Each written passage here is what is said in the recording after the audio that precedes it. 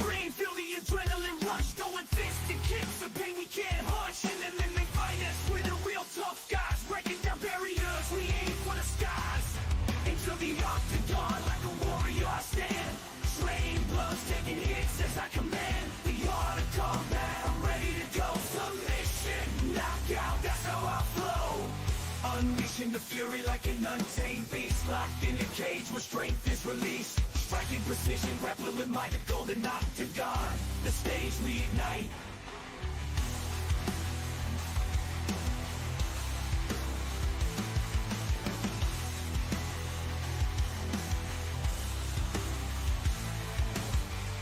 Unleashing the fury like an untamed beast, locked in a cage where strength is released. Striking precision, grappling like a golden octagon. The stage we ignite.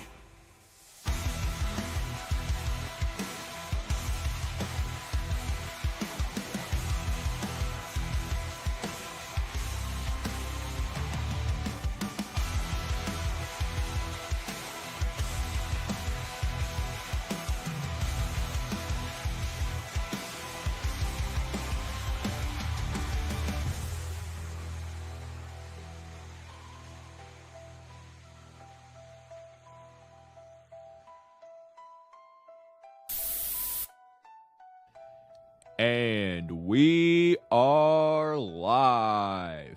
Welcome to the Golden Octagon MMA Podcast with your hosts, Matt and D Rose.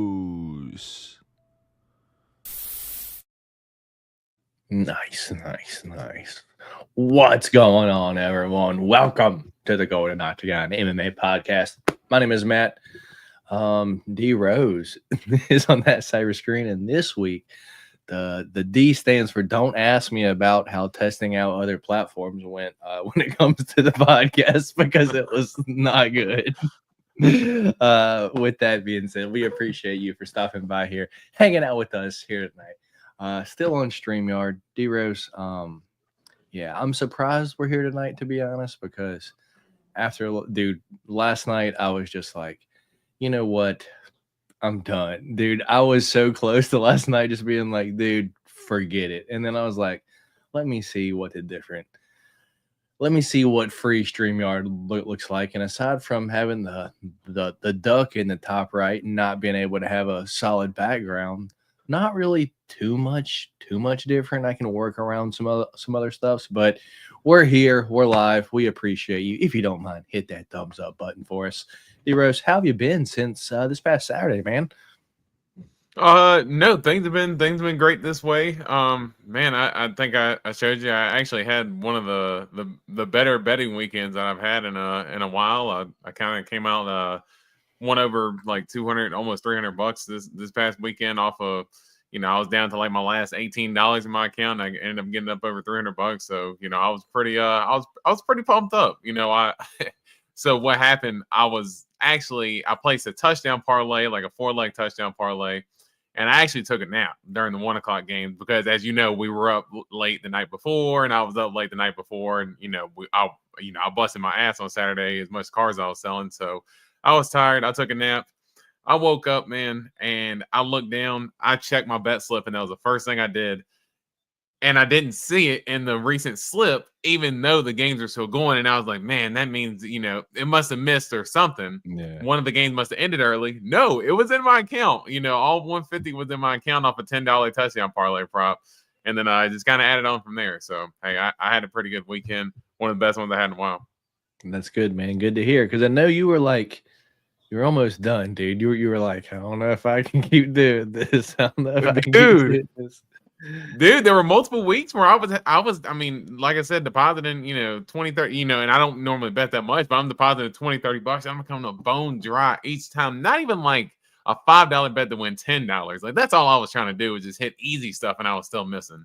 So, just get a little discouraged there for a minute. But like you said, we bounced back. So we back, baby. I'm glad you're back, baby. I'm glad you're back. Yeah, me on the other hand, not so good. Not so good. I went, I think 8 of 11 on the fights, but I'm fantastic at picking the wrong props, dude. Or I'm fantastic at picking the right props just pairing it with other things that don't happen, dude. You witnessed it firsthand, dude. Yeah. I had a plus 1,300 prop. I had a plus 1,000 prop. They were just paired with things that they didn't go on to hit, dude. It's like, man, if I would just bet those straight, I would be up so much every weekend. But I am a degenerate, so it is what it is. But I even asked you, man, that Tabora, I mean, I know we'll get into a little bit of it, but man, that Tabora call was a really good call. I was pumped for you because I thought you would actually bet it straight. And then you told me you parlayed it, and I was like, shit. Like I was almost wishing you had a bet it straight. Yeah, unfortunately not. How today is going to go, I'm not sure if I can, probably not. I'm not sure if I can put any banners in here or not. We got the UFC 309 recap. Then we'll try to move on to, we got some UFC fight news and announcements. And then we'll be going over this weekend's upcoming fights in Macau, UFC Fight Night Macau. Piotr Jan taking on Davidson Figueiredo. I don't have any of those loaded up because I wasn't sure if they were going to work or not. So with that being said, let's shout out the chat real quick, D-Rose, and let's get into this damn show. Good evening, everyone. Halfway Friday and we get to see some beans eating, D-Rose. Someone's excited. Well, I'm glad that you didn't eat them Saturday night because it looks like some people here are actually excited to see you eat them. Shout out Austin for stopping by. We got Daniel. We got Daniel in here with the LFG. We got Jeff K in here. I don't know if I can handle watching the beans. I'm in Mexico in Montezuma's Revenge. Congratulations, man. Hope you're enjoying, having a good time. Might have to look away from it and mute during that. Well, luckily, D Rose is eating the beans this week, and we all know, I tried to have, I brought my beans there for him to eat, and he was like, nah, I'll pass. So, Bean Game might be alive again. D Rose definitely moved some Kias today, says Dave. I was off today, thank goodness. It's 49 degrees in Georgia. We're getting there, boys. It is almost that time, you guys. It's getting cold. They got my boy for another 50. Sorry to hear that, Dave. Once again, missed out on $300 by 2 yards. I hate that. But at least I cashed in the Jim Miller double chance. That's what's up.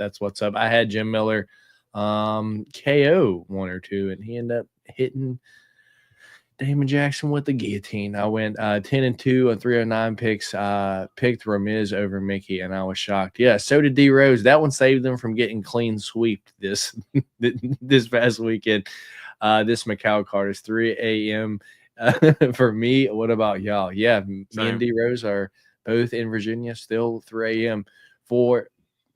I guess before we kind of get into it, I guess for me, D Rose, it'll be either me staying up late and watching as many prelims as I can and probably falling asleep before the main card starts, or me going to sleep early and setting my alarm for like maybe 6 and waking up for the main card. There's zero chance I'm watching all these fights live, man. Like zero chance. So I might have to put in my bets and hope for the best. There ain't going to be no chasing going on at all because, one, I don't even know how to say half the fights on this card, dude. Their names are just crazy. And two, it's like, dude, I devote so much time to this. If I don't stay up till from 3 a.m. to about 10 a.m. one time, it'll be okay. It'll be okay. Let's see. We got it's midnight for the Pacific Northwest. Zero chance I'm watching that whole thing. Try to catch the Wang fight. Yeah, that's probably how I'm gonna do it. I'll just probably set an alarm for like 6 and just like watch the main card. 3 a.m. for the main card. There might be the first UFC card I don't watch live in a while. Yeah, that's kind of basically how I'm feeling, because I watched the Singapore card, dude, but I think the prelims were at like 4 or 5, I think. So that was rough, dude. Not gonna lie. But yeah, dude. That's why I couldn't imagine setting an alarm for like 3 a.m. or whatever to make sure I can watch the fights. Especially now, if it was a card that I actually cared about, I would actually maybe have some consideration. But I mean, not for a card for which is pretty much road to the glory, or road to the UFC, for those types of fighters. So yeah, Road to the glory. not really too interested. Road to. I mixed up the damn college football and that shit at the same time. All right, D-Rose, let's get into our UFC 309 recap. With that being said, this past weekend, John Jones and Stipe battled it out for who was the heavyweight champion, and then John basically, I don't want to say gave up the heavyweight championship without giving up it, but post-fight, he was like, listen, I'm not going to fight Tom. If you guys want me to fight again, I'll fight Alex, but unless that, like, I just want big super fights and nothing else. I don't really care about the belt. I've got enough belts. So I don't want to say he relinquished the championship, but unless Alex moves up to heavyweight, it doesn't look like John's defending that heavyweight championship.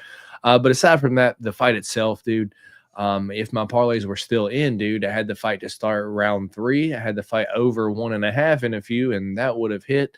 But the other, what I did have left in the parlays was John 4-5 decision, and John gets the 3rd round knockout, spinning back kick, like not even like to the liver, like to the other side of Stipe's body, just like crushed his ribs, dude. And probably could have ended or got close to ending the fight in the 1st round, dude. Nasty ground and pound. But yeah, John still looks fantastic. Do I think he beats Tom? No. But, he's not the biggest guy. Like, there's no chance Tom Aspinall ever makes light heavyweight. Like, as where John, wasn't, I guess he was a long heavyweight, but he wasn't like a really jacked heavyweight. He didn't have a lot of mass. So, interested to see what John does next, if we see John ever again. But I guess give me your thoughts on the fight as a whole, outside of, us sitting together watching it. If you guys didn't see it, go back and, feel free to watch mine and D-Rose's reaction to the fight live as it's happening. Me and him did a fight companion for UFC 309 this past Saturday. So, yeah, D-Rose, thoughts on the main event? Yeah, I thought it was, of course, I picked Stipe, and I was going for, hey, let's go for a little bit of shock factor here, but I think we all knew at the end of the day that it was just a big hill for Stipe to climb, just in terms of him having the time off. 3 years, 3.5 years, really. I mean, March of next year would make 4 years since Stipe last fought. So in terms of him looking rusty, I mean, he definitely looked rusty in my opinion. I mean, he looks slow. And it's not to take anything away from Stipe, but it's just natural progression through life. He's going to get older, or he's going to get slower the older he gets. And I thought John just physically, I've never seen Stipe dominated like that. Like on the ground, like him to get thrown down like that sweep that John hit him with. It looked like, I know we were kind of joking doing like the rock moves, but it almost looked like a rock bottom type of like a sweep throw to throw him down and then just start landing elbows on him like that. Man, John's really starting to tap back into that wrestling more. Kind of what we've known him for early in his career. He started falling in love with the striking a little bit there, but man, his wrestling is just absolutely vicious. His ground and pound is vicious, and the dude's an absolute menace. Would I love to see the Tom Aspinall fight? Obviously, I would love to see that, but at this point, I don't know if John is really going to give us that. He keeps he did mention, he said it's got to be in his words, fuck you money, in order to pay, or in order to fight Tom Aspinall. So is the UFC willing to pay 20 million plus? Who knows? I highly doubt it. But if they project that they can make enough money, maybe they are willing to compensate John a little bit for that. Maybe not to the 20 million route, but if they could find some type of, common ground there. But I think John's going to stand pretty firm. He seems to have kind of taken control of his career more in terms of those types of decisions and who he wants to fight. I'm not so interested in the Alex fight, though, man. I just think he dominates Alex, and I think Dana even alluded to that as well. Yeah, I think so too. So I'm not sure. We'll see him again, dude. Not sure we'll see him again. But with that being said, dude, looked good. Looked good, dude. And if he rode off it like into the sunset, dude, I mean, he's 37, dude. He's older. he's established himself as the greatest fighter of all time.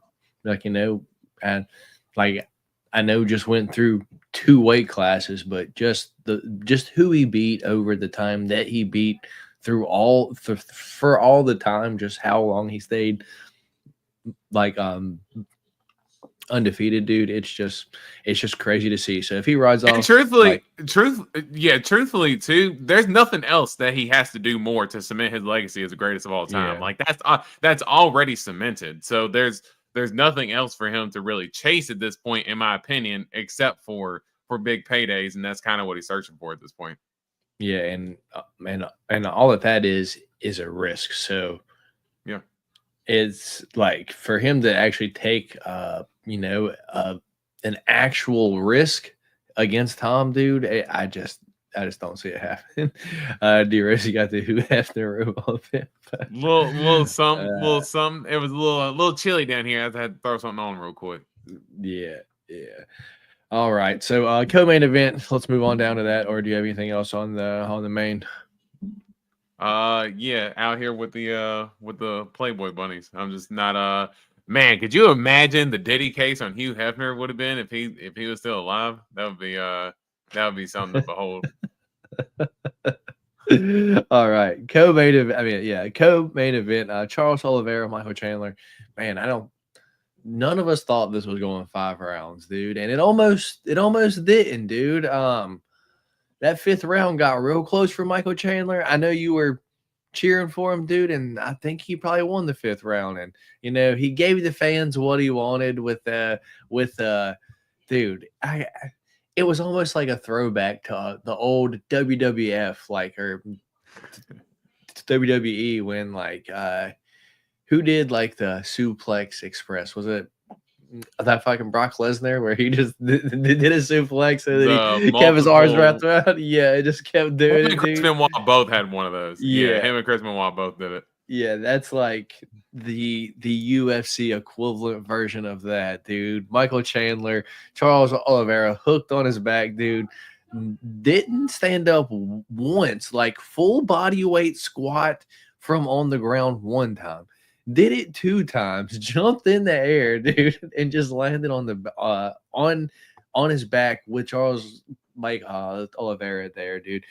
And I gotta be honest, dude. Throughout that fight, I gotta say, dude, Michael Chandler is pretty dirty fighter. He's gonna do like whatever it takes to win said fight, dude. Like, because my thought during that is like, I think he's trying to maybe like you do a legal headbutt to right on Charles's chin, and knock him out. Like, because throughout that fight, dude, he grabbed the cage so many times, was holding Charles's gloves so many times. I poked him. Like every exchange, like it was like he would do like punch, eye poke, and then fucking Charles is like trying to get, and then Chandler is just rushing at him, dude. And not to mention the Ozempic Keith Peterson clearly blindly ignoring the 30 back of the head strikes in a row, dude. Like, what is going on? Dude, that was wild. That was a wild fight altogether. Starting from Keith Peterson last week had 40 extra pounds on him, and this week looks like he got liposuction. So that was weird off the jump. And then this fight went 5 rounds, dude. Once again, almost like the Gaethje versus Chandler fight. We're like, no way this goes 5 rounds. Once again, dude, this shit goes 5 rounds. But Charles Oliveira does get the decision win, dude. Thankfully, because made me not have to eat beans this week. With that being said, what's your thoughts on the co-main event, man?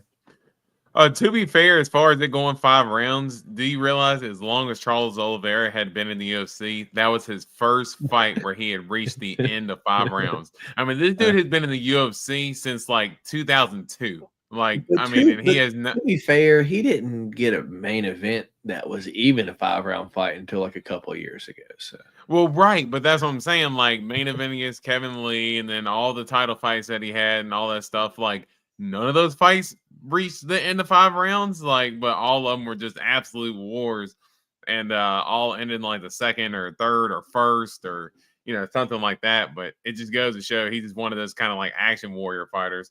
Charles Oliveira is. And it was a really good win for him. I'm actually surprised to hear that they seemed pretty excited to throw Charles Oliveira's name back into the title mix, because Joe Rogan asked him straight up after the fight, do you expect to fight for the title next? And Charles Oliveira saying, hey, I'll be the backup for the fight for Arman and Islam, and I'll be ready for the winner as well. I'm surprised because Charles, if technically he has lost 2 out of his last 3, so or I guess 2 out of his last 4, I guess you could say 2 out of his last 4 fights. So I'm surprised that he's kind of getting thrown into title contention like that. But I will say, as far as the name goes, I mean, he's a big time name, and that Arman fight was close, and I think he can make some adjustments to fight Islam better. So I think that'd be good for Charles. But man, I'll say Chandler, that layoff hurt him, man. He looked older in my opinion, looked slower, didn't look as explosive. I think he was trying to conserve his energy a little bit to make sure that he can go the full 5-round length. But at the same time, I think it just took a lot away from his performance. And you could just see, even because I went back and watched like the Dustin Poirier fight and the Charles Oliveira fight that Chandler had. And dude, Chandler was so much faster, so much more explosive, willing to just go out there and just lay it all out versus, I don't know, he just started so slow in this fight. And I think it just really ended up costing him there at the end. And yeah, I thought it was a good fight for Chandler in the 5th, but just didn't see enough of that to really, shine through. And Charles really, honestly dominated him.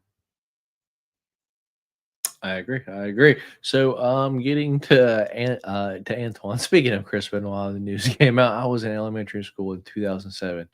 I guess we were as well, D Rose, because I mean. That 2007, that's 9th grade, dude. The only reason why I specifically remember, because I was in 9th grade. Well, it was the summer of going into high school, and so we had football workouts, and I normally always went to the one in the morning.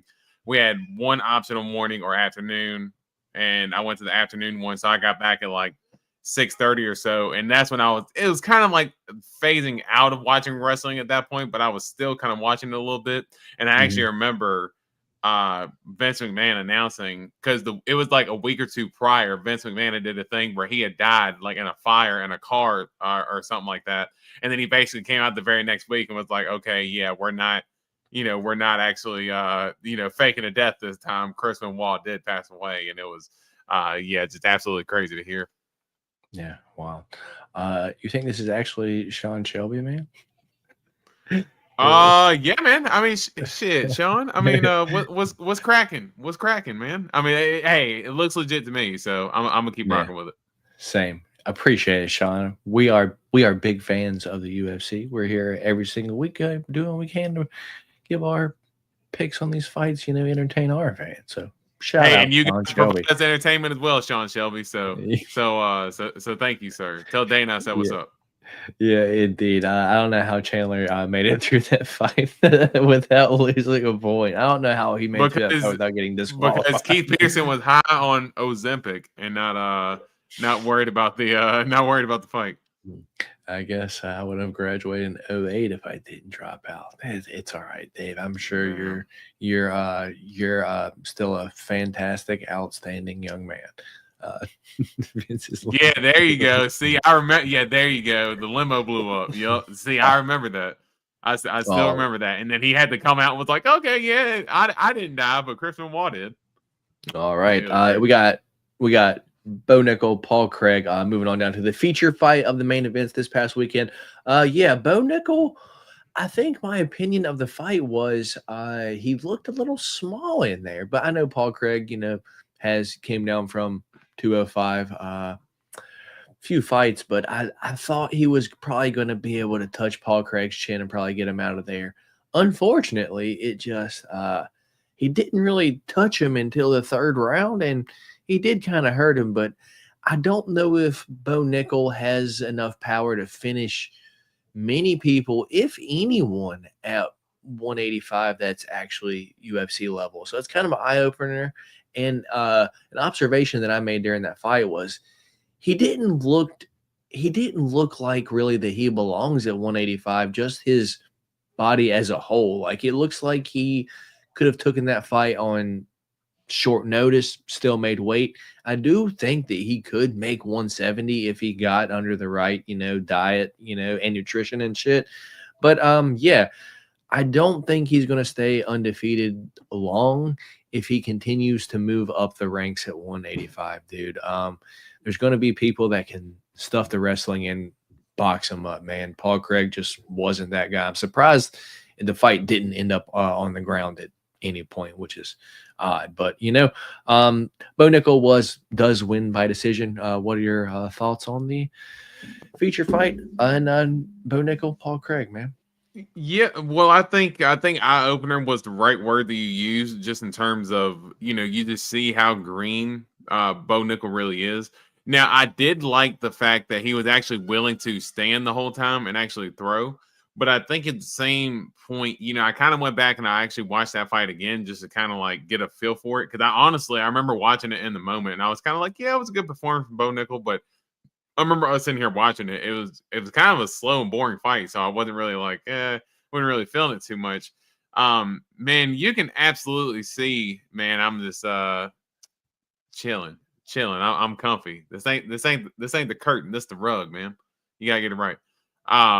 No, I thought that Bo Nickel, his striking, it was just one punch at a time. So I don't know if necessarily he doesn't have the power per se, because I have seen highlights of him getting knockouts, and he had the knockout. I know it's Val Woodburn, who's a 170 pounder, but you can see him actually throw power punches like that. So in terms of him actually being able to knock guys out, I just think that he doesn't have the necessary combos to put together because he's not the greatest striker in the world, because naturally he's a wrestler. I thought that was a good fight for him to kind of progress on the feet, but in terms of him, being this all elite striker, I don't think anybody's really anticipating that from him. But Paul Craig's also a very big guy too. You could see that. You could definitely see that Paul Craig used to fight at 205, just looking at the size difference between the two dudes. So I thought it was an okay performance from Bo Nickel. I'm glad he was willing to kind of stand and throw to test out his striking, but it just goes to show that there's still a little bit more that he needs to add to his game before he gets to that top level. I agree, dude. Yeah, I just don't really know what happens next, really, unless they sign back Phil Hawes and put him in the top 10 somehow. I don't know how Bo gets there, to be honest. Oh man, Sean Shelby, that's crazy, man. Yeah, right. Called him Bo Penny. That's messed up, man. Yeah. So Viviane Araújo, Karine Silva, dude.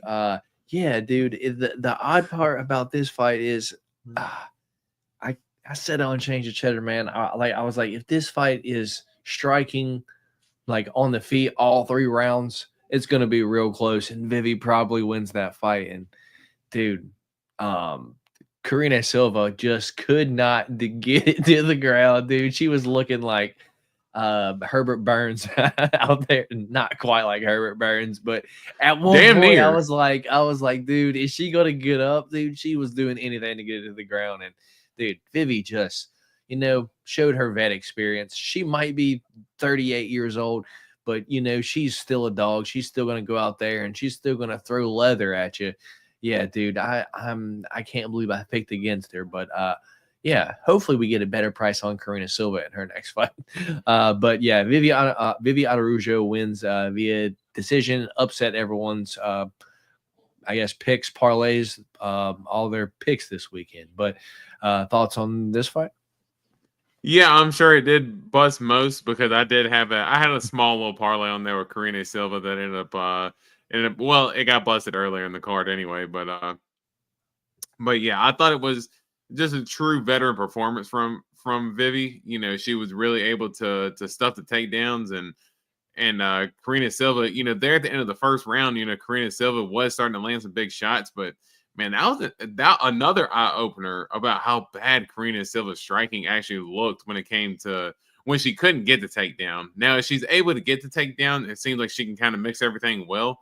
But Vivi did a really good job of staying on the outside and not really staying too close to Karine, where Karine can get those easy takedowns, and made it tough for Karine when she was going in for those entries.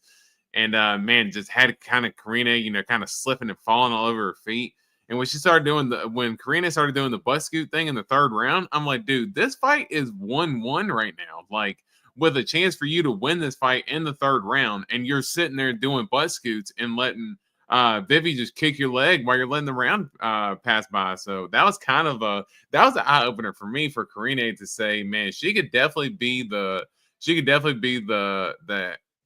hammer, but she cannot be the nail at all. Because when it comes down to Karine, when she gets a little pressure put on her, she faced a little bit of adversity, dude. As you said, that Herbert Burns comparison was good, because that's kind of the flashbacks of what I had when she was kind of doing the butt scoot there in the third round. But it was a good win for Vivi overall, though. Yeah, man. I got a fantasy matchup for you. Who wins it? We might get this in the future some point, dude. Karine Silva versus none other than your favorite cold-blooded Aaron Blanchfield, because neither one of them can strike, but that would be a hell of a jiu-jitsu match. Yeah, that actually would. It's going to depend. I mean, I would probably still have to favor Aaron Blanchfield right now, just because if there's one thing that I can say Aaron Blanchfield has shown, is that she does have 5-round cardio. I mean, if Karina Silva's doing butt scoots there in the third round, I mean, I got to think that, Aaron Blanchfield, while her striking isn't the greatest, she's going to make life hell for Karina Silva. So yeah, I think that's a step up too far for Karina, in my opinion, honestly. Interesting. And Antoine, does 38 at 38, does this give Vivi a chance for a title run? I don't think so. I think the game plan is out there on I mean, if I'm being honest, I think Vivi is kind of Neil Magny of women's flyweight. Like, if you can beat Vivi, then you're going to be one of the top contenders. But if you can't, you're probably going to be 11 to 15 range or lower, and hey, that's okay. But I think that's where Vivi's kind of at in her career at this point. Yeah, I agree. We got Tank Niner just popped in and hit the like button. Shout out Tank Niner for hitting that like button. Got to wake up at 4:45 a.m. Damn, brother. Shout out Tank Niner. Shout out for what you do, man. I'll pass on all that. And the last fight on the main card, dude, was Mauricio Hufi taking on James Yontop. Fat James Yontop that missed weight, called for a catch weight, and then also missed the catch weight too. So James D-Rod Yontop. Yeah, had the body of D-Rod out there, and just without as many body tattoos, had just as many face tattoos, not as many body tattoos. With that being said, dude, Mauricio Hufi, I feel like, how many times can you hurt a guy and not finish him, dude? Like, I feel like this is someone now that I know that's like, if he's not entertaining nothing on the ground, dude. If it's not striking, dude, he ain't doing it. Like, because that would have been the perfect chance this past weekend, dude. He had hurt dude multiple times, dropped him, and just didn't entertain it at all. Dude even shot in like for a takedown, and he just, sprawled and just pushed him away. Didn't even go for a choke. So, yeah, entertaining as all hell. James Yontop, tough as all hell, but I don't know if we see him again, just because he's not that good, dude. He's just tough as shit. But Mauricio Hufi, anyone else this past weekend, he would have knocked out. I don't care who it was. But, yeah, Mauricio Hufi just put on a hell of a performance. Didn't get the finish, wins via decision. Thoughts on this fight, dude? Yeah, no, I thought it was a scrappy fight, and no, you absolutely nailed it. Because once you said the D-Rod thing, I started looking at him, and I could not see D-Rod at that point. Like, I kept seeing D-Rod from that point on, so just ended up being a spot on comparison. But I thought, just as far as the fight, man, I thought Hufi just absolutely sharp with the counters, man. And dude, that look away uppercut, that look away lead uppercut, kind of like it was like a counter slip off uppercut. Like, that's something that you land in UFC 5 when you're kind of, you're just messing around, and you just flick the right stick and you just hit a punch button, and you don't realize what you're doing, but you land it. Man, that was clean as can be. I mean, Hufi's wrestling his wrestling is non-existent, but his striking is just absolutely clean as can be. And dude, Yontop, I will give him credit, man. That dude is absolutely tough. I know we had talked before the fight, would Yontop end up keeping his spot in the UFC? And I had even said that if he goes out here and gets smoked, he probably won't. But if he ends up putting up a pretty entertaining fight, I could definitely see them keeping him around. And I think he did just that. He could have very easily broken that orbital bone because his eye was damn near swollen shut. And then the third round, honestly, dude, Hoofy was getting tired. And Yontop was actually starting to walk him down and starting to put pressure on him a little bit. Now, obviously, Hoofy had done enough with a 10-8 round earlier in the first round to obviously, seal the win. But I just thought that little grit and toughness that Yontop showed, I think it's going to be able to keep him around. So I think he might at least get another chance just because where he's taking so many short notice opportunities. But as far as Hoofy goes, man, that dude's going to be clean. And I'm definitely going to be excited to watch his next fight. Yeah, same. And I'm glad you pointed out the eye because the Uzi got hit and the Uzi went from like a Uzi to an assault rifle. It just the gun just grew on his face. That shit did just kept swelling and swelling. I was like, damn, this gun's getting more dangerous by the second. I know, dude. You have to get a whole new caliber, for ammo, dude. It's insane. They're definitely keeping Yontop around to at least be a punching bag. You like the dude that where was he at? But he also made 172. The dude that I forgot. He just now fought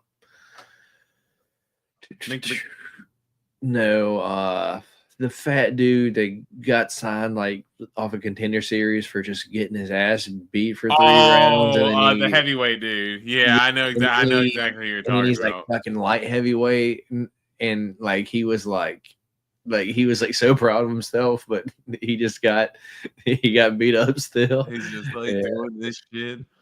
Yeah, I know exactly who you're talking about. Yontop's definitely better than that, though. He's not that bad. Like, Yontop's actually a pretty good fighter. And I think you even pointed out that Yontop gave Borishev or Slava he gave Slava a little bit of an issue as well. So, I mean, Yontop's better than that. But I know exactly what you're talking about. When dude's acting like he's getting hit. And acting like it doesn't hurt. Yeah, not that good. All right, so let's get done with these prelims real quick. Jonathan Martinez, Marcus McGee. Upset Marcus McGee didn't get the finish on Jonathan Martinez, but Jonathan Martinez didn't do shit for the first 2 rounds and then decides that he wants to kick Marcus McGee's leg in the 3rd round. And then, dude, if that fight would have been a minute longer, he probably would have finished Marcus McGee with the leg kicks because, dude, Marcus was hurt in that 3rd round with those leg kicks. Jim Miller, Damon Jackson. Jim Miller gets the 1st round submission.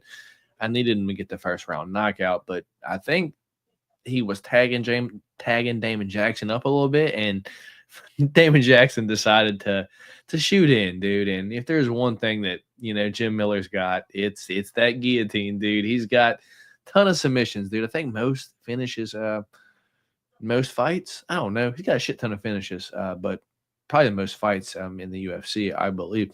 David Onama, Roberto Romero, dude. Roberto Romero's tough, and he's going to be an expensive favorite in his next fight, no matter who he fights, because UFC is going to match him up against a bum because he's going to probably crush them, dude. So he's going to be a huge favorite in the next fight. So we'll see how that goes. But David Onama does win the fight via decision, dude. That shit was close because he hurt.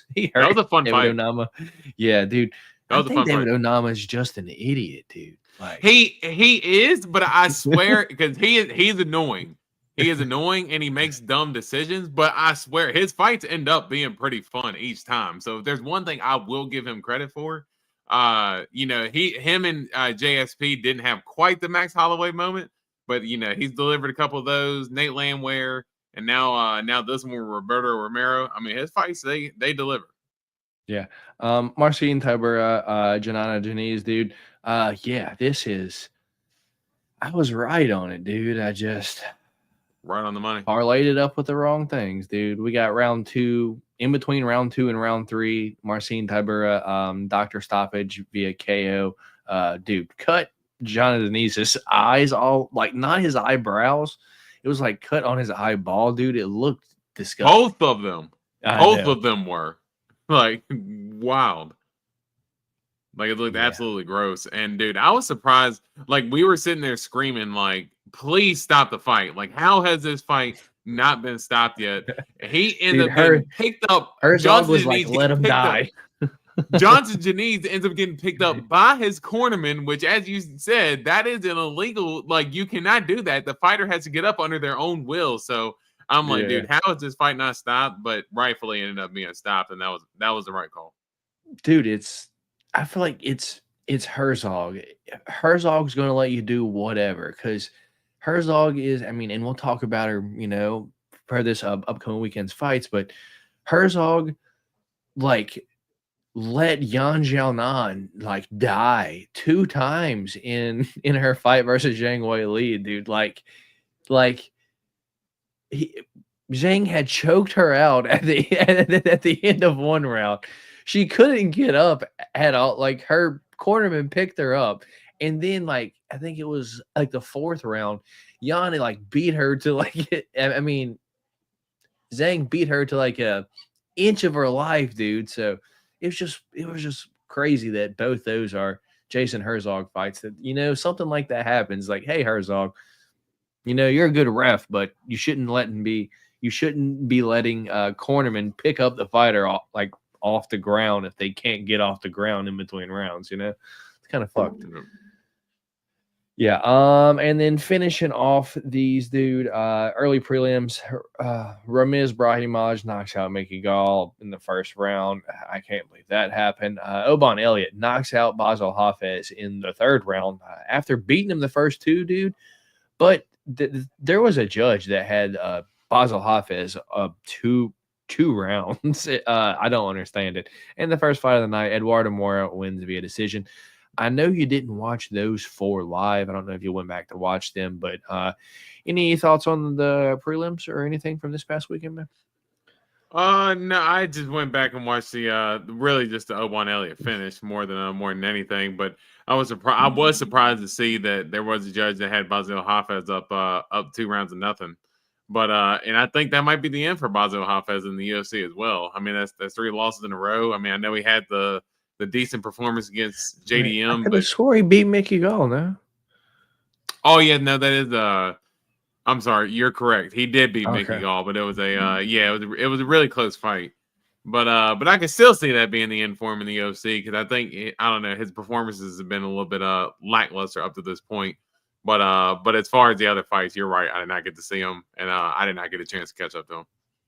It's all good, man. It's all good. With that being said, eat the beans time. We had 3 different picks this past weekend. They were Mickey Gall, Ramiz Brahimaj, and then the co-main event and the main event, Michael Chandler versus Charles Oliveira, and then John Jones versus Stipe. I had John Jones, Charles Oliveira, and Mickey Gall, and D Rose had Stipe Miocic, Michael Chandler, and Ramiz Brahimaj. So you didn't get clean sweeps, so at least you get 1 bean. Hopefully, I hope that's a toothpaste flavor one, and then your next one is fish flavor, so you don't get them opposite. So so it's the blue one. So this one should be all right, even if it's toothpaste. Yeah. Okay, it should be. It should be mint. Yeah. I mean, this one it literally just tastes like a mint, like a stale mint, but a mint nonetheless. Yeah. All the other ones, like I feel like they immediately have this thing that hits my gag reflex. I don't know what it is, but I don't like it. And the next one. We're trying to get another good one here, man. I'm trying to have a good night. Is this yellow? Fuck. This could be rotten egg, I believe. Nah, rotten this egg is or butter popcorn. Nah, rotten this is definitely. Mm-mm. I think it's booger, dude.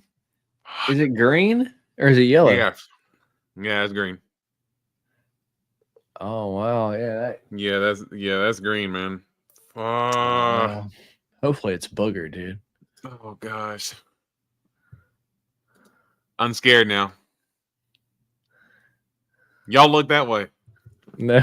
Man, I I can't really see it because the light's just on it. It just looks like it I'm looks kind of holding it back a little yellow. bit. It looks yellow. It's definitely green.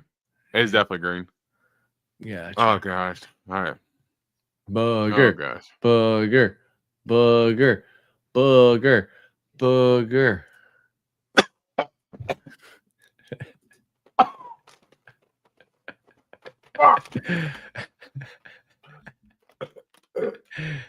Oh, dude, I still got your engaged bag down here, and I was having trouble getting it open. I was about to spit that shit in the floor, dude. Oh gosh. Oh, that's the burp for me. Deros, just to make you feel better, I do want to let you know that what happened. Oh yeah, I drove out to Virginia Beach today, and I got some Panda Express, dude. I had some orange chicken, double orange chicken, chow mein, dude. I got in my truck, dude. I was like, yeah, I want to eat this, and I know that I won't throw this up later because I'm not going to be eating beans. I ate that. Then I got here, dude, and I realized that I had some banana pudding flavored Bluebell ice cream, dude, and I was just eating it. I'm like, man, it's going to be so good. No, and I don't have to throw this up later. And I was just eating. And I'm like, I hope D Rose enjoys his dinner because, you know, it's about time that he gets treated the way I treat when it comes to eating those beans, dude. I feel like every week I get fucked. man, I get it. I end up getting at least one. Yeah, that dude, that booger. I still think dead fish is probably the worst. But that booger's right up there, man. It's just, and the worst part is, it's a mind thing. But I swear, when I bite it, it's crunchy, and that shit makes it so much worse because it's a texture thing too, as well as the taste. And that is, yeah, like I taste the crunch, and I throw it up, dude. I can't take it. We coming back for you this week, baby. Nah. Who are you gonna pick? Nurgan Bangarel, Tambarambarel? We gonna we gonna nail it. Yeah, we gonna nail these underdog picks. I'm telling you, I'm feeling it. All right. Let's get into the news for this week. So, with that being said, D-Rose, yeah, our first one we have 4 days ago announced Shavkat Rakhmonov taking on Ian Machado Gary. I know Joaquin Buckley was upset when this got announced because, you know, this was his main event, but we'll get to some other fight announcements that he has. But what's your thoughts, dude? Looks like this isn't going to be for interim or anything like that. No, but it's just a 5-round come-in. Yeah, but Bilal pulls out with a toe injury, so Shavkat versus Ian Machado Gary is going to headline or co-headline UFC 310 on December 7th, dude. 5-round welterweight bout. Yeah, dude. What's your thoughts on this? I guess it's only not too long away, 2 weeks away, dude. But yeah, fun fight. Yeah, I was gonna say, dude, we'll look at that card, but that card actually from top to bottom, besides the one Bryce Mitchell and Crone. Golly. I'm still burping up stuff. But besides Crone Gracie and Bryce Mitchell, dude, that card is going to be an absolute banger. I mean, just a bunch of dope ass fights from top to bottom. And if I'm being honest, I like this fight more than the I don't want to say more than Shavkat getting a title fight, but I think this is the right fight to make in terms of, like, Shavkat had the win against Wonder Boy, but what else up to that point, you know? And Ian Gary has reeled off some good wins, but his last win was against MVP. And then, okay, well, what else have you done for me besides, you know, Neil Magny? And I think, you know, both of them were on that upward trajectory. Both of them trying to aim towards a title fight. Who else to fight but one another for the number one contender to decide who's going to be the next rightful challenger to the title. So I think that it's the right fight to make. I love that it's 5 rounds, and I love that Ian Gary was willing to be game enough to say, "Hey, screw the undefeated record, whatever. I'm going for a title shot, and I'll fight the most dangerous dude in the division to get there." So I think it's an absolute badass fight, and even though that's the co-main event, that's the people's main event right there. Yeah, I agree. All that being said, I think Shavkat subs him. Daniel saying I think Gary will put up a much better fight than everyone expects, but Shavkat will probably win. Yeah, I could see that. What about you, D Rose? Thoughts a few weeks out? I mean, gotta lean towards Shavkat early, but man, Ian Gary's got a lot of confidence, and man, if I'm being honest, Jeff Neal kind of tagged up Shavkat a couple of different times, man. So I'd be interested to see if Shavkat kind of runs in there with his head, straight up. Ian Gary, we know, is a sharp counter striker, man, and yeah, that's why I think it's such an interesting fight, because I think both the styles can. I think both of their styles can win out. So it's a really tough contested fight.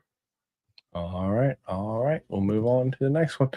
We have Joaquin Buckley's replacement, Colby Covington. So Colby Covington versus Joaquin Buckley will now headline UFC Tampa on December 14th. So the week after that UFC 7th pay-per-view. The last card of the year is going to be in Tampa, dude. And my immediate thought on this fight is, I don't know if it happens, dude. I don't know if Colby's going to end up fighting Joaquin Buckley. But I guess if it does happen, I got to pick Joaquin Buckley to win, just because I have to go off Colby's last performance of what the fuck was that against Leon Edwards. So, yeah. What's your thoughts on this one? Yeah, I think early I'm leaning towards Buckley as well, but I think, for Buckley, the Gary fight would have been cool, but I think this fight, I think the mix of fights that have been switched around and made, I actually like these fights better, because I think this is the perfect type of matchup for Buckley to see if he's really going to be able to handle those types of damn ruthless.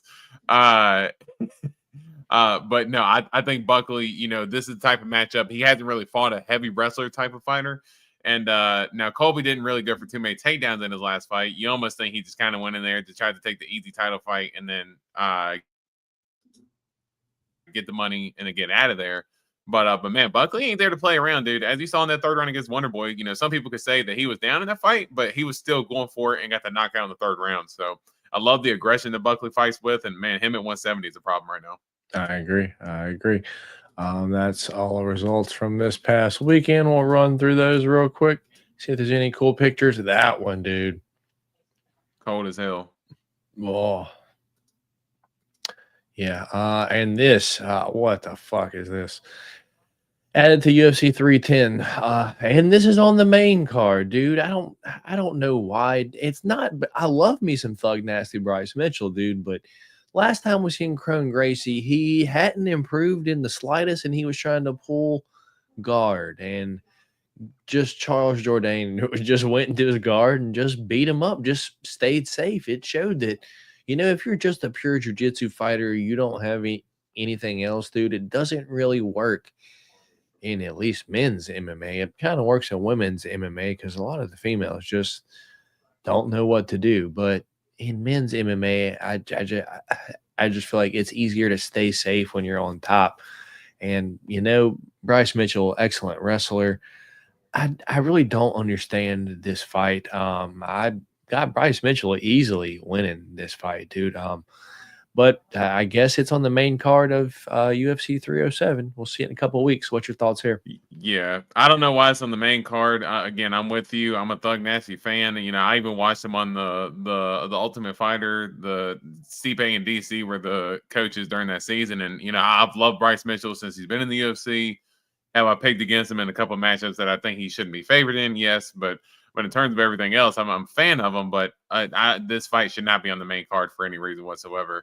I think he dominates Crone Gracie. Crone Gracie, if it was UFC 2, like the second UFC event ever, he'd probably be a badass fighter. But in 2024, when you're fighting at UFC 310, the new fighters are just much more evolved. to where it's not just a striker against a grappler anymore. So, yeah, I just hate that it's on the main card. Yeah, I agree. Finishing out results from this past weekend, there was the kick. And Stipe retired. Didn't lay down his gloves. Weidman versus Anders rebooked for UFC 310. So a couple of weeks from now, you think it happens or no? Yeah, I think so. I mean, Eric Anders is pretty, he's pretty consistent with showing up. So seeing that he was the reason that the fight didn't happen this past weekend was pretty shocking. So, and I think Weidman, he seems to be pretty eager to get after it, and he wants to keep Anders as that opponent too. And it's the biggest name Eric Anders has fought, so I think it should happen. He looks weird without the beard now. He looks just odd. Like he needs to Really grow his weird. beard back out. Like I'm like, why does he look like an old man? Yeah, 1000%. Yeah. Here we go. February 1st card: Jasmine Jazz Duvicius versus Myron Bueno Silva, added to UFC Riyadh, February 1st. So I'm guessing that's going to be in Saudi Arabia. So looks like they're going to have some women on the card. That's interesting. Oh, but I guess, yeah, like, what's his name? His Excellency, whatever his name, said that he wanted to see some women on the card next time. So that's, good to hear. You are realizing Myra Buena Silva, she's fighting down. Flyweight? Like she's going back down to flyweight. Yeah. I Well, mean, I good, know that because she's not the best at she beat Holly Holm on some like lucky shit that she just got caught in. If like you run that back, I think Holly Holm probably beats her most times, dude. But not Holly at this point. Shit happens. But not Holly at this point. If it's Holly maybe 6 years ago, maybe, but Holly at this point, no. But I thought Myra Buena Silva's whole point in moving up the bantamweight was that she was having trouble making flyweight. Now, probably. I mean, I know the UFC has a performance institute, and they have, their own nutritional staff and all that stuff to help the fighters make that weight. But I'll be interested to see if Myra Buena Silva can even make the weight, because I know that was an issue early in her career. Yeah, I agree. I'm trying to catch up on the comments and see where you guys are at. So yeah, and hey, Jazz as well. Hey, she's getting that's a pretty big matchup for her. I mean, that's a pretty big matchup for her, and she looked nasty in her last fight too. So, Jazz Duvicius, as I said, she kind of showed herself to, early on. I think a bunch of people thought she was, kind of boring, but again, she's slowly winning me over, man. She's definitely a gritty, tough fighter who's fun to watch. Yeah, I agree. So I think a couple weeks ago we announced Jermaine Durandamy was going to fight Jacqueline Cavalcanti, but since then, Jermaine Durandamy has retired. So now Jacqueline Cavalcanti will now face the Raging Panda, Julia Avila. That is on February 15th. And, I was a fan of the Raging Panda when she first got in the UFC. She came in here with this ferocity and just came out here like welling on girls. And, she's a fun fighter. But since then, she's had some injuries, and she's now had a baby. She's had one fight back. And got to be honest, she just didn't look the same, to be honest. So got to go Cavalcanti in this one to probably win via decision, but that'll be February 15th. What's your thoughts on this one, or do you even care? Yeah, I mean, Julia Avila, as you said, Raging Panda, she started off hot, but hasn't been too hot since then. And I can't really remember too much about Cavalcanti right now, but I'll probably get caught up more when the fight comes. But yeah, not super pumped for this one. All right. We've got Ricky Tercios taking on Bernardo Sopai, rebooked for UFC 311 January 18th. I guess we'll talk about this fight when it happens, but I believe last time we picked Bernardo Sopai to win, yeah? Yeah, and I'm probably going to still stick that way as well. Yeah, same. We got Anthony Fluffy Hernandez taking on Brendan Allen. That's UFC's February 22nd event. That is a fantastic fight, dude. I'm excited for that one. I don't know who wins that one.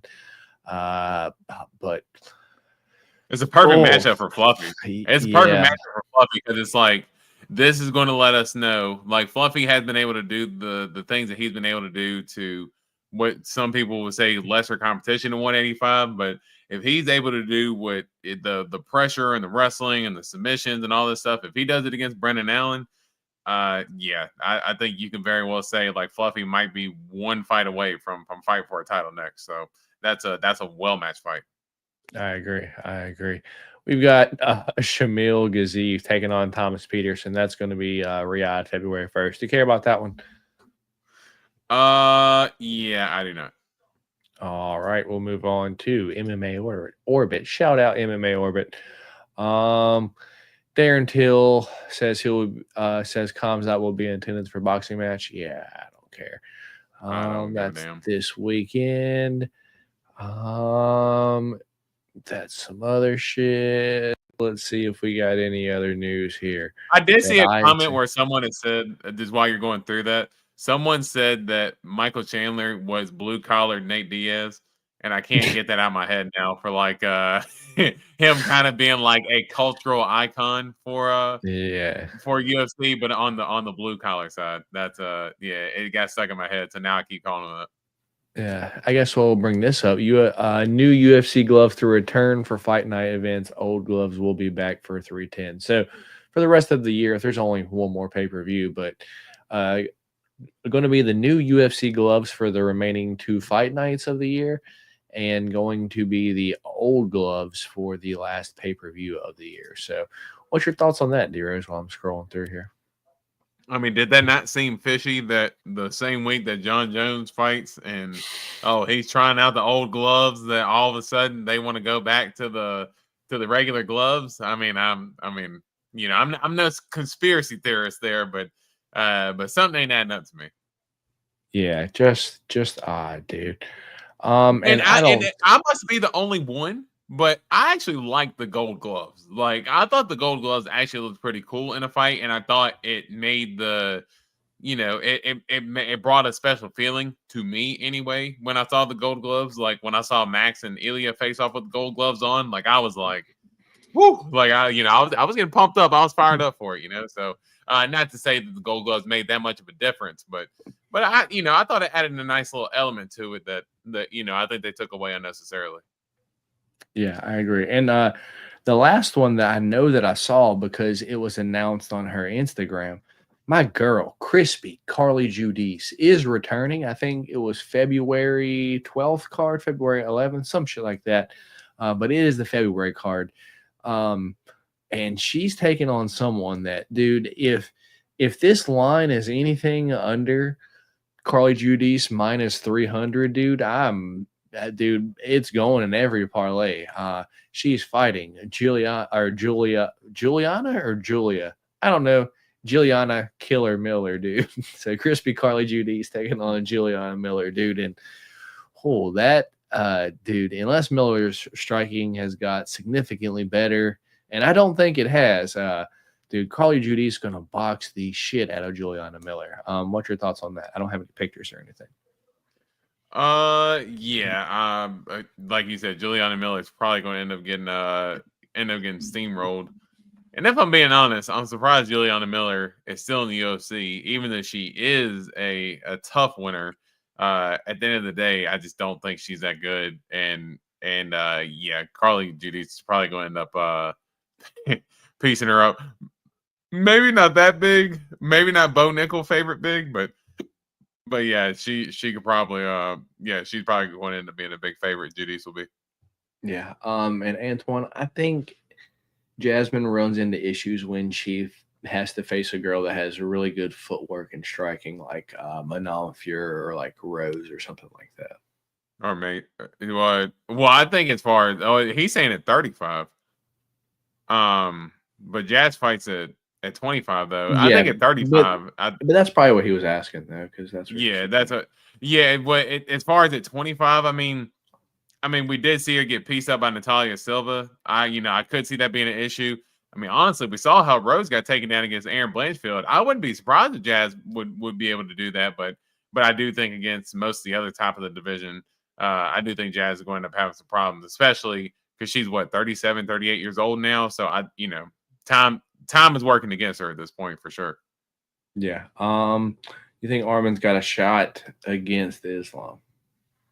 Yeah. No, I think so. I mean, Armin, he's game as can be. And I mean, dude, if Charles Oliveira had anybody in that type of guillotine, most people are going to tap. Oh, Armin Saryukian 35 to years get old. That makes sense. Oh, okay. Yeah. No, that's yeah, my mistake there. But yeah, I think a little bit older. So yeah, I don't know if she's gonna be able to chase, but yeah, dude, Armin was willing to get naked in the octagon to make sure Charles Oliveira didn't choke him out. So I think he's definitely gonna have a chance against Islam, but I still do have to favor Islam going in that fight because he's gonna be the bigger guy. I think the higher experience point and the better striker to me, in my opinion. Fucking got Groovy Lando in the octagon, dude. Said Groovy Lando. Yeah, fucking wasn't that the dude that got his fucking pants pulled off? Like, who else was it? That's what it was. Yeah, you're right. I forgot. That was Charles Jourdain. Charles Jourdain, yeah. He got the guillotine and damn near got naked, just trying to pull his head out of there. You talked about that for the longest. That was like your favorite. That was like your favorite. That was like your favorite shit for the longest time. He checked his pants off. Literally, quite literally. Sitting there with his short down to his ankles when he got choked out. It's crazy. Let me get the title pulled up for this next one because I don't have it. I didn't have it saved. So copy and let me put this on here. All right. So with that being said, D-Rose, let's move on to the last part of today's show, our UFC Macau picks and predictions and all that good shit. So let me share my screen and then we will get into it. So let me not share the volume because you'll get Colgate ads in your ear. So before we get into it, let's see if there's any comments here. Come on, you thing. You can load for me. We got Antoine saying, I think Armin's still a future champion. It's his first title fight at 27. Yeah, it just depends how long Islam stays there. But we've kind of seen the Islam, Islam has shown that he's not invincible. There's been little times here and there that he's shown holes. So let's get into our picks and predictions for this upcoming weekend's fights taking place. UFC Fight Night, Jan versus Figueiredo, taking place Saturday, November 23rd. Prelims are going to be starting at 3 a.m. East Coast time. So, yeah. Jeez, that's rough. I'm either going to stay up late and fall asleep whenever, or I'm going to fall asleep early and then set my alarm for the main card at 6. So, zero chance I'm watching all of these fights live just because I'm just not. I don't care. I just don't care. Taking place at the Galaxy Arena in Macau. That's over there in China. We do have 13 fights taking place, headlined by Piotr No Mercy Jan and Dulce Guerra, Davidson Figueiredo. We've got Yan Xiaonan taking on Baby Shark, Tabitha Ricci. We've got Song Kanan taking on the King of Kung Fu, Muslim Salikov. We have the Joker, Kong Wang, taking on Gabriela Fernandez. We've got Vulcan, No Time, Uzdemir taking on Carlos Black Jag Alberg. We've got Ozzy Diaz taking on Ming Yang Zhang. We've got Su Young Yu taking on Balgin Jinisuli. We've got Kiru Sahoda taking on Du Hong Choi. We've got Zhao Kan Feng taking on Ming Shi. We've got Carlos Hernandez taking on I think it's Nurmagomedov Turkmenderbarel. There we go. That's a mouthful. We've got Leonard Kavanaugh taking on Jose Oshada. We've got Long Zhao taking on Quang Li, and Mahashate taking on Nicholas Mota at the first fight of the night. So, with that being said, D-Rose, I hope you're ready for a mouthful of fights. I don't know if you've done research on these, but I've done a little bit, so I'm hoping that I'm a little right on these cards, that I have my dogs picked out correctly, because I do have a few dogs. And I do have a 13-leg parlay already cooked up, so I already know who I'm picking. Probably won't have much as to why. I've just done my research and made my parlay, so we'll see how it goes. But 13 fights. Yeah, how confident are you this weekend, D-Rose? I'm not. Let's I'm not at all. Not at all confident because very little research has been put into the card in terms of all the road to the UFC guys, and it's tough. All right. So we'll start here. First fight of the night. Let me make sure we ain't got no comments before we start. I was leaning Nicholas here, says Antoine. All right. I like her actually going through all the names. Trying to. 0 bets for me on this shit. All right, let's get into it, D-Rose. Mahashate taking on Nicholas Mota. Mahashate 10-3, Nicholas Mota 14-5. Mahashate 24 years old, 6 foot and a 71.5 inch reach, while Nicholas Mota is 14-5, 31 years old, 5'9" and a 70 inch reach. With that being said, I believe Mahashate, I feel like just now fought someone that fights just like Nicholas Mota. I was like looking back, and I'm like, oh, that's the same fight, and it probably goes relatively the same way. So my pick for this is Mahashate to win the fight. With it being the new gloves, I don't know if he's going to be able to knock out Nicholas Mota or not, but both dudes do have power. So I don't know. I guess either fighter could get put out here, but with these gloves, I don't know. So with that being said, give me Mahashate to win this fight via decision. D-Rose, which way are you going here? Man, I'm not gonna lie. This is a little bit more of a closely contested fight than what I think the odds are. And Mahashate, to me, he's kind of played with fire a little bit. Now, you know, that Steve Garcia win has aged for him very well. Even though I know, you know, Steve Garcia has moved down the featherweight and since, you know, made a tear. That's what it was, the Steve Garcia fight. Because I was like, they fight just the same. Even though Steve Garcia, I would say probably better than Nicholas Mota, and like, you know, snoozed him. I would say he's much better, but literally Steve Garcia just fights the way that he normally fights, and he just walked into a counter shot. I think if you run that fight back, even though Garcia is fighting at 45, I think Garcia finishes Mahashate. That's just my opinion. Yeah, man, and I honestly, Mahashate gets hit a little bit too much for me, man. I think Nicholas Mota's got a little bit of power, and he's got a little bit of wrestling too, man. I know he used a little bit of that wrestling, that Trey Ogden fight, and I know, you know, obviously that fight ended up not going the way that a lot of people wanted it to go, who was betting Trey Ogden for Nicholas Mota, because I bet Trey Ogden in that fight. But man, I think Nicholas Mota's got a shot here, man. So I'm going on the dog here. I got Nicholas Mota here. And I can see it maybe like a club and sub, or maybe he just ends up hurting Mahashate on the feet. Mahashate is a little bit more hesitant, but give me Nicholas Mota. All right, fair enough. I think that's the first time I've ever picked him, so it's probably going to screw me, but yeah, first ever pick up the card, first fight of the night. So we'll move on to the next fight. Zhao Long taking on Quang Bang Lee. With that being said, Zhao Long 26-9, Quang Lee 8-1. Zhao Long, 26 years old, 5'8" and a 70 inch reach, while Quang Bang Lee is 33 years old, 5'6" and a 70 inch reach. Currently, odds for this fight -142 for Zhao Long and Quang Lee +120.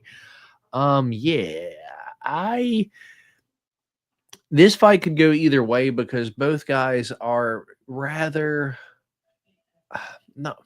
I don't want to say both guys are rather inexperienced because one dude's got over 30 fights, but we haven't seen them fight really UFC level competition, as where we have seen Quang Lee fight someone UFC level competition in Chris Gutierrez, and that was actually close competitive fight, and Quang Lee actually did all right in that fight. So for that reason specifically, I've seen Quang Lee do all right against the UFC level competition. I'm going to pick him to win just because I've only seen Zhao Long fight people from road to UFC and his regional scene fights. He's got a shit ton of fights, but I don't know if they're against the best people. So Quang Bang Lee, the underdog for me. Which way are you going here, D-Rose? Yeah, again, I'm not super familiar with each fighter on each card here, but I just remember Quang Lee from the Chris Gutierrez fight. And although, I've never been super impressed with Chris Gutierrez, I'll say at the same time that Quang Lee was a little bit of a step behind. I know that was a short notice fight and everything. But he was very hittable in that fight. And, Xiao Long, a lot of experience on his side as well, who, from the few highlights I've seen, has got, pretty nasty striking. I think if Quang Lee doesn't get it down to the ground, I think it can honestly look a lot similar to that Chris Gutierrez fight in his last fight. So give me Xiao Long here. Let's go by decision. All right. Second fight of the night. Me and D-Rose picking on a different one again. So I'm on Quang Lee, D-Rose on Long. All right, we'll move on to the next one. We've got, well, I'll see if there's any comments. D-Rose, keep an eye out on the comments for me. Let me know if anything pops up. 30-plus fights at 26 is insane. Yeah, but over there in China, it's like they're starting fighting when they're like 16, and they're fighting like 5 times a year against like the same people over and over again. So I think Quang Lee's got like 3 wins against like the same guy. So I don't really look too much into the numbers there. So with that being said, we'll move on up. Loner Kavanaugh taking on Jose Ochoa. I don't know how to say his fight name. Kazafier? I don't know what that says. So Loner Kavanaugh is 7-0. He does have the China flag there next to him. I believe his mom's Chinese and his dad's from Ireland, I think, something like that. But he is repping China in this fight, at least.